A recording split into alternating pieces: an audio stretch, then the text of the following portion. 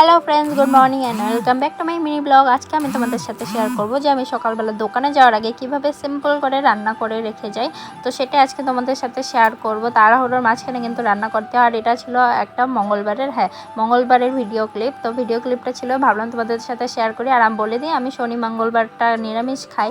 আর যেহেতু সয়াবিনটা আমাদের অঙ্কিত অনেকটাই পছন্দ করে, ওনা সয়াবিনটাকে চিকেন মনে করে, বেশ ভালো খায়। তো সেই জন্য আমি সয়াবিনটাই রান্না করলাম। তো সয়াবিনটা আমি রান্না করব আলু, পটল আর চাল কুমড়ো ছিল। চাল কুমড়োটা অল্প মানে সয়াবিনের ঝোলে দিয়েছি, আর অল্পটা চাক ভাজি করে নিয়েছি। দুটো আইটেম হয়ে গেছে। তো দেখো, এখানে আমি জিরে, শুকনো লঙ্কা আর তেজপাতাটা ফোড়ন দিয়ে নিয়েছি। আর সমস্তটা সবজি দিয়ে যখন ভাজা ভাজা হয়ে গেছে, তখন শুধু শুকনো লঙ্কার গুঁড়াটা ইউজ করিনি, একদমই না, কারণ ওকে ঝাল খায় না। শুধু হলুদ গুঁড়ো আর জিরে গুঁড়োটা দিয়েছিলাম, আর লাস্টে দুটো লঙ্কা এভাবে ভেঙে দিয়েছিলাম। তো আজকে না এভাবে আমি বানিয়ে নিয়েছিলাম। তো দেখো, সকালের মেনুটাতে ছিল চাল কুমড়োর চাক ভাজি আর ছিল সয়াবিনের তরকারিটা। তো আজকের ভিডিওটা কেমন লাগলো অবশ্যই আমাকে কমেন্ট করে জানিও।